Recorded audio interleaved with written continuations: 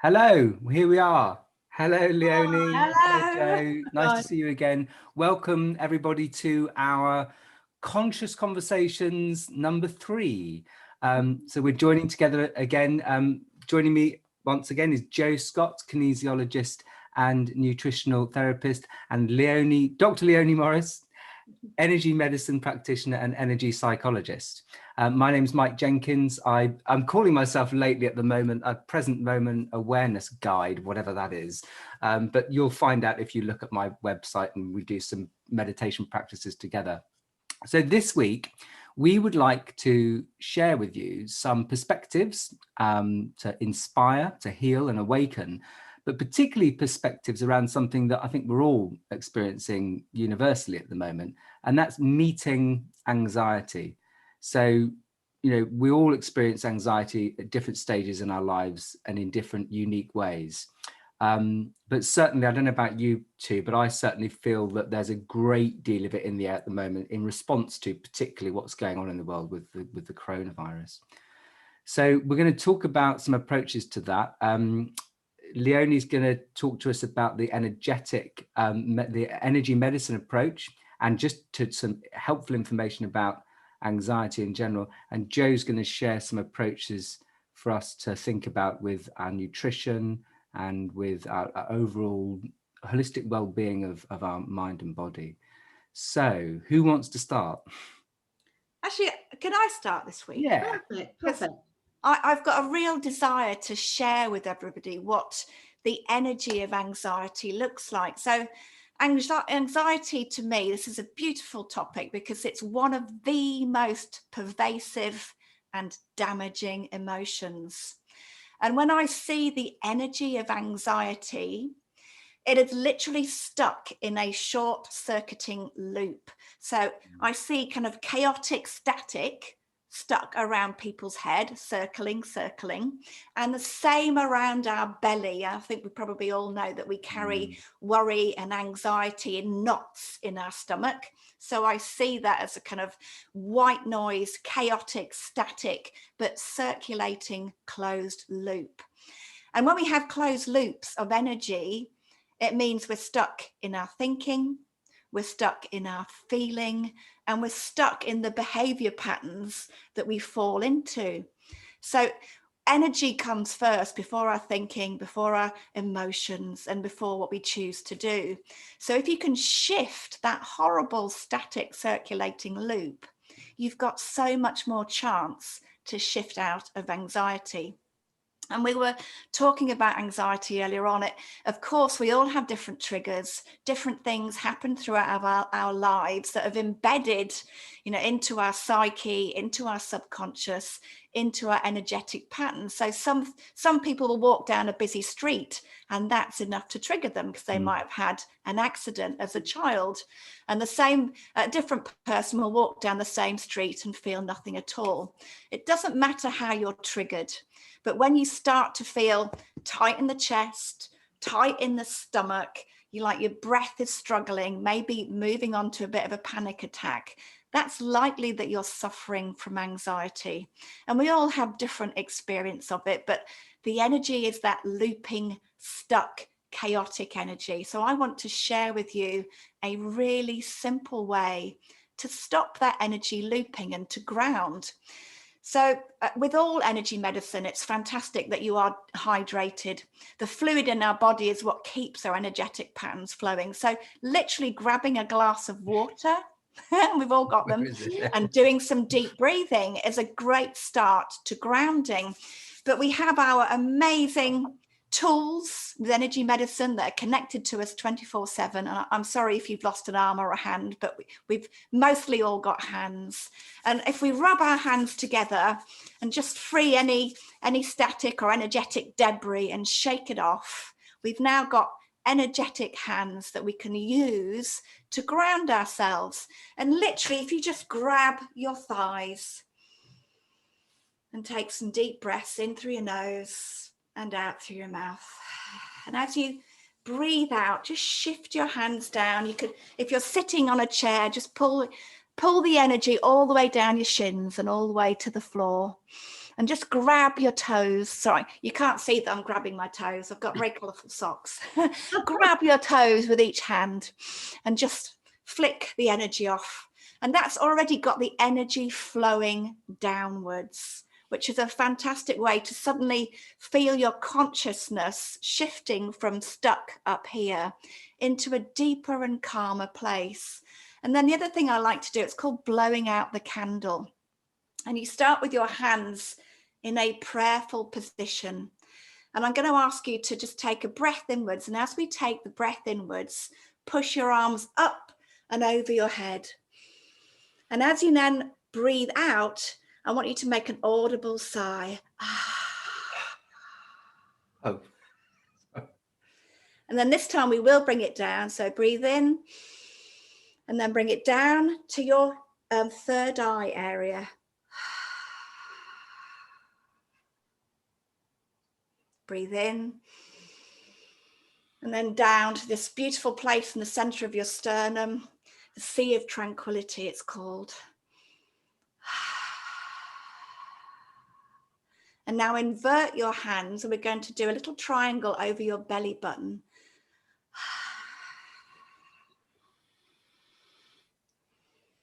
And then just flop all the way forward again, all the way down to your feet. And just take a couple of breaths there. In.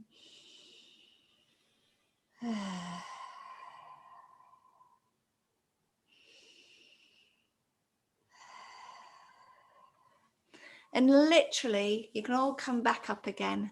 Just taking that breath from the top of your head through those key points is calming all of your energy centers and saying to your central nervous system, I'm okay, I've got this, I'm grounded, I'm in my centered space. And I don't know whether you can feel it, but your voice will drop lower and you'll feel your heartbeat start to slow down. And it actually starts to bring your heart and your mind into resonance. So one final thing, literally putting your hand over your heart and one over your head and taking a few deep breaths there. You're inviting a beautiful figure 8 pattern between your heart and your head, letting go of that chaotic thinking, letting go of all thinking, all everyday thoughts, the to-do list, all the things that create your loop, your thought storm of anxiety. And we're dropping into heart wisdom, slower, gentler, so much more calm. And from this space, you can find wisdom. You don't need to fall back into your old patterns. You'll know exactly what you need to do next. And that's all you need to know. And that's it, really. So it's a beautiful way to get out of that circulating loop. Thank you so much. Yeah, lovely feeling of like warmth going down center of my body and just feel that energy. It's lovely. I'm glad you enjoyed it. I hope everyone watching joined in because it's so powerful and you'll really notice it. It is. It's really powerful. And what you say about the chaotic movement, the static movement of energy around that you see in people makes perfect sense to me, because I know in myself, and I'll be honest, I can go from something like this in a meditation retreat and then go outside, pick up a phone call or look at my text, and suddenly it's all there. So it's, you know, it's really helpful to just do an exercise like that, guided by you in particular. I think it's really helpful being guided by others to just ground. Thank you so much for sharing that with us. It's brilliant. Thank you. Thank you. So, yeah, I think, you know, it's really interesting, you know, when you're working with people that, you know, everyone is a whole, you know, so you were saying about the mind, body and soul, Leonie, and I think I'm going to sort of share a few tips, but I think it's very much a very individual thing. So, you know, when you're working with people, you know, I may talk about some generic things now, and some will work very well for some people, not so much for others. So you can't really sort of do things in isolation. You need to sort of see that person as a whole and work with them in that way. So, but I thought there'd be a few little sort of pointers that I would just drop in, things that people can consider, you know. And often with anxiety, like Leonie was saying about the triggers that can set it off, and sometimes those can be very emotional. Sometimes there are physical things that trigger. So it's all about, and I think thinking about what we've been speaking about, and particularly last week, this conscious awareness is about helping people to recognize those triggers. And whether that's then that you work on how you work with those triggers, or whether you avoid some of those triggers. So I think, you know, if we think of at the moment, a lot of people are feeling anxiety around what's happening. And I would say to some people, if you feel that, then I would avoid watching the news. Just sometimes the simplest thing like that, you know, take yourself and avoid things and move yourself away from them if that is something that is helpful for you. Or if you're finding that certain people that you're interacting with are causing you to feel anxious, or are causing you to maybe feel different emotions, maybe making you feel down, making you feel angry, whatever that might be, then sometimes what we need to do is we maybe just need to avoid those people just for the moment. So sometimes it's about thinking about how we can avoid certain things, and then other things it might be that we work on how we adapt with those things to help us. But I was thinking, because like I say, I don't really like isolating things, but I was thinking about a few key things that I might mention. And one of them, I very much come back to what Leonie echoed there about the hydration. You know, as soon as we're dehydrated, as we spoke about last week, we're stressed. And stress can then link into anxiety and can start that spiral. So very much around, you know, looking at hydration levels. Another factor as well, because when we do lose water, if, you know, we're in diuretics, so we're having teas, coffees, alcohol, stress, sugar, then as we lose that, we're losing magnesium. Now, magnesium is a really important mineral, and often with anxiety, people may find that they've got low levels of magnesium in their body. Magnesium is really essential. It's essential for our energy. It's a really good mineral for supporting our muscles. So if you're someone who gets quite a lot of cramp, then it may be something around magnesium. Obviously, there can be other things involved, but that could be there. But also, it's particularly good for helping with sleep and also with anxiety. So, you know, we can often, you know, look at having foods that will raise our magnesium levels. And sort of one group of foods is our green leafy veg. But one of the issues that we've got at the moment currently is that our soils are really depleted of magnesium. So even if we're eating enough of those types of foods, we're not getting enough magnesium. And probably most people at the moment are depleted of magnesium. So I would always encourage people to look at a supplement, magnesium supplement, or in addition to, you can have Epsom salt baths. You've got the magnesium in there, which is absolutely great. And obviously, as you go in the bath, that gets into your body, and that can be a great way to absorb the magnesium. Also wonderful if you know you have got aching muscles, if you are struggling with relaxing, struggling with sleep, then a bath with some magnesium salt is absolutely wonderful and very, very easy to do. I won't go into the whole amounts of it, but very easy to do, just, you know, adding into your bath, and then usually finishing off your bath with some nice cool water, just to help bring the body back down. Jo, could we do a nice little Epsom salt bath recipe? Because I'm sure you've got some that we could put with this post so people can use it. Yeah, definitely. What I could do actually is I've got like a little handout that gives the amount that you should have, and also just tells you how you should work through having an Epsom salt bath. So we'll definitely add that in. So that's a takeaway. That's great. Brilliant.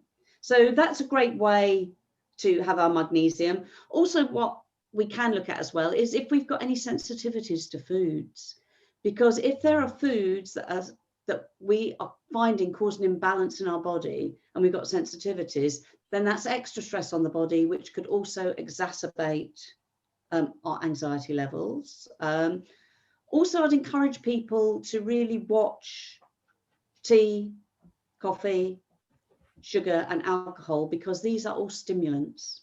So if we're already quite tightly wired and feeling anxious, they are actually going to add to the anxiety.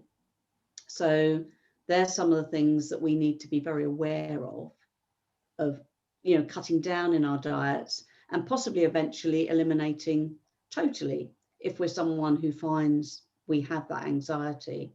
And I suppose one of the key things, not necessarily on a nutrition level, but sleep.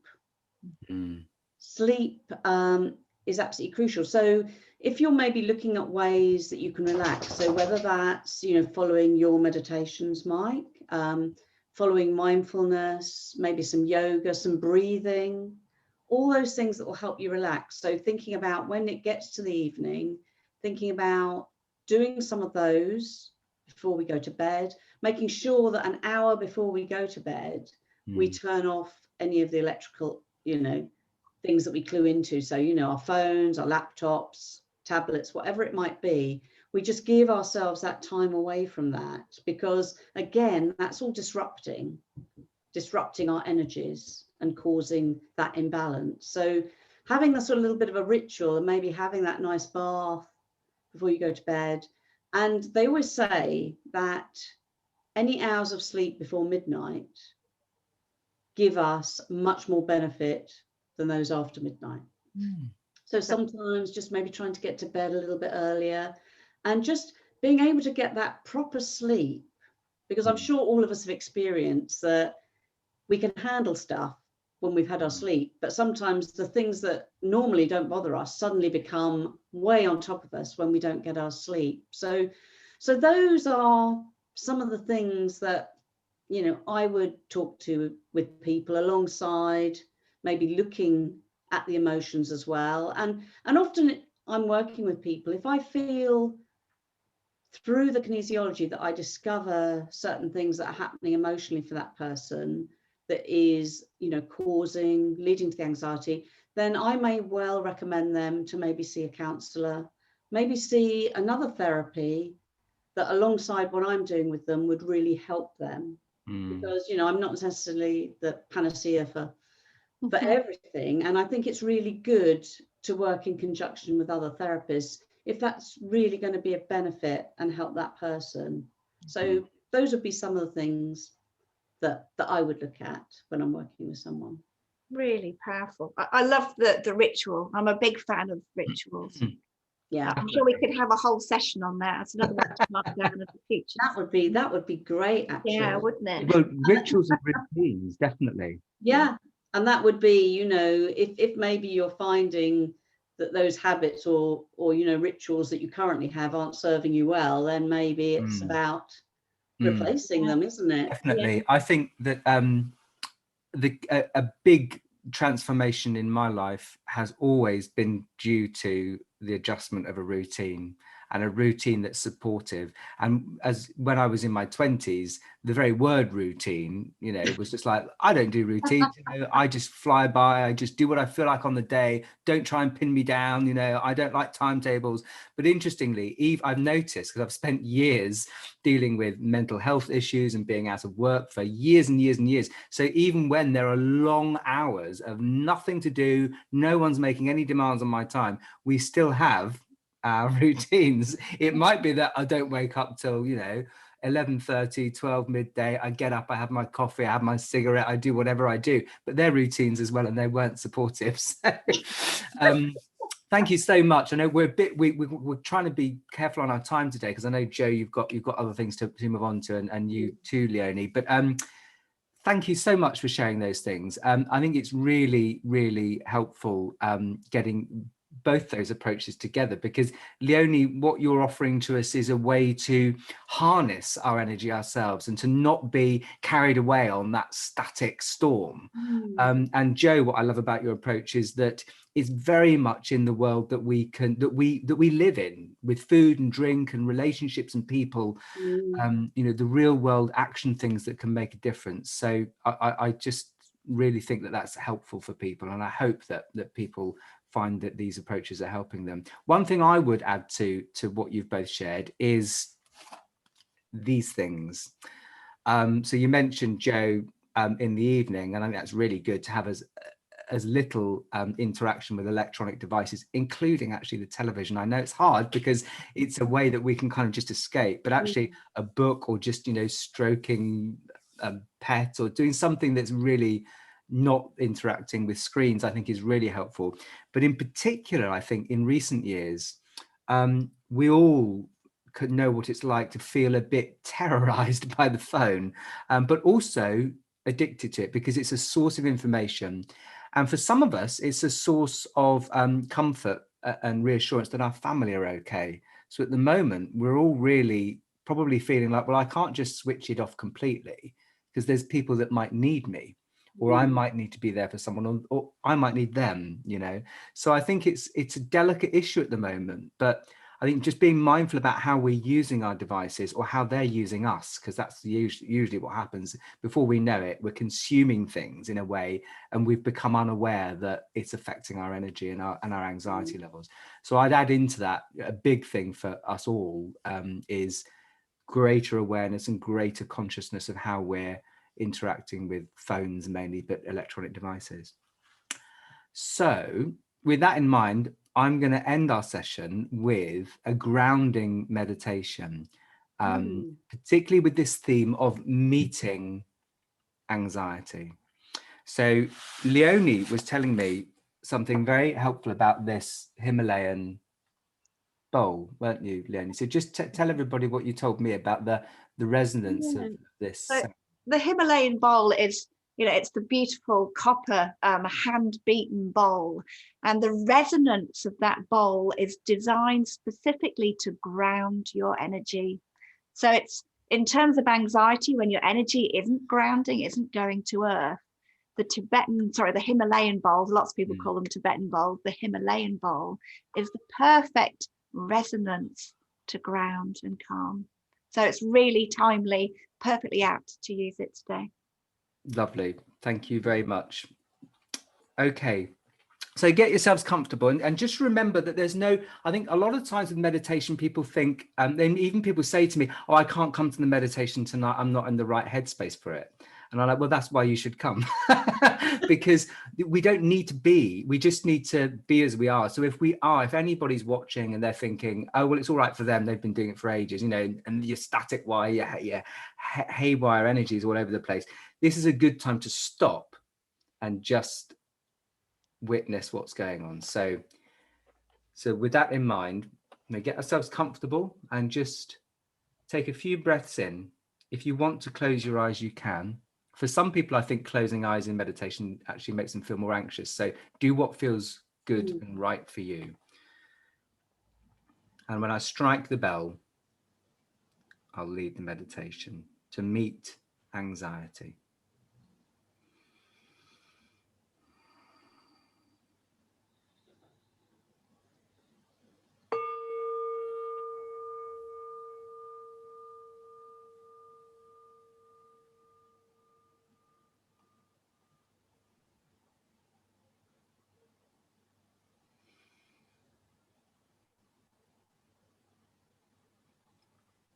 You just allow the sound of the bell to bring us to a moment of stopping. So just now, where we are, however we are, we're just stopping. And even though there may be movement of anxiety in us, it may be uncomfortable to stop right now. But we can, and we are, just allowing things to be.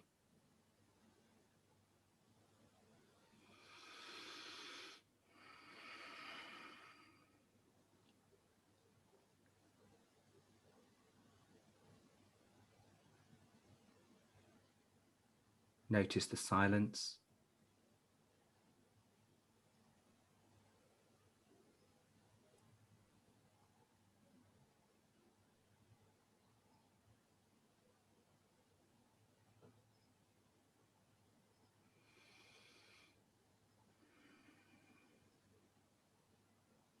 Notice the breath entering and leaving the body, sounds arising and ceasing, thoughts coming and going, and even energy and feelings, sensations in the body, shifting, moving, changing.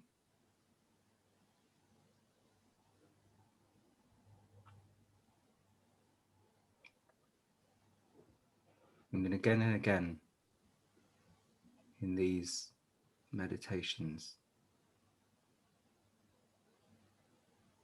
we can turn our attention to what's not changing.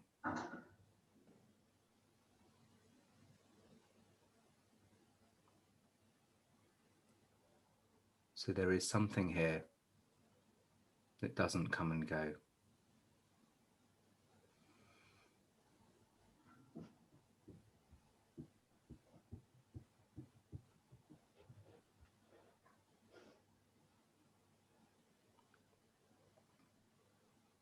And there may be anxiety or uncomfortable sensations, and that's okay.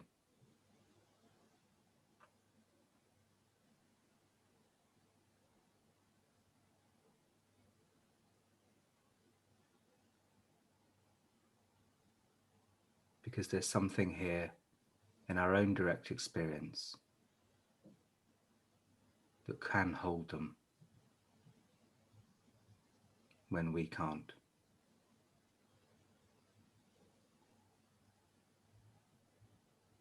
There is a dimension within us, around us, that we can recognize and notice. The dimension of spirit, or the dimension of silence, the dimension of stillness, of space, or just awareness, presence, the present moment. There may be anxiety in our bodies, but not in the space itself or in the silence.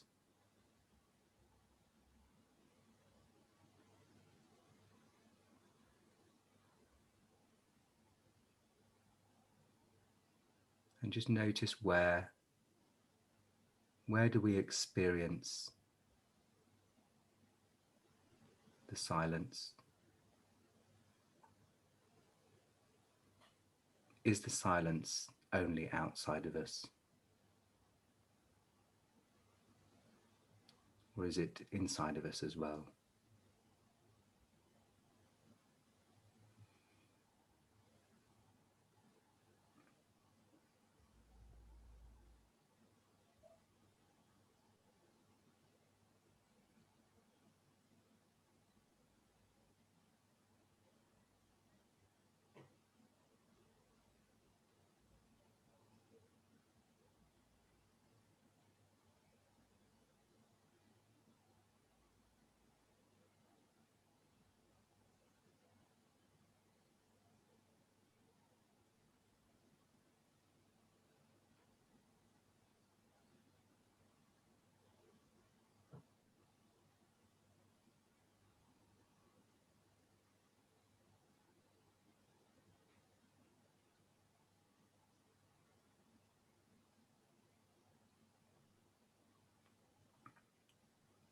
And I sometimes feel if that silence or stillness could speak to us and reassure us,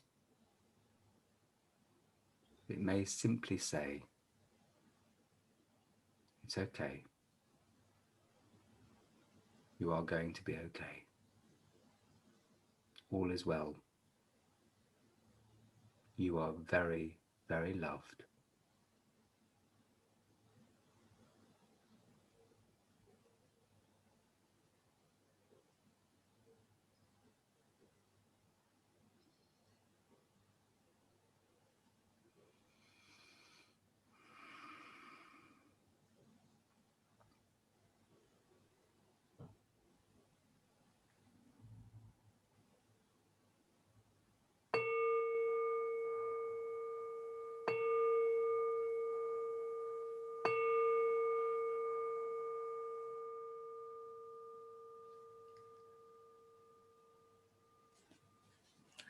Just allow the bell to bring us back in connection with each other.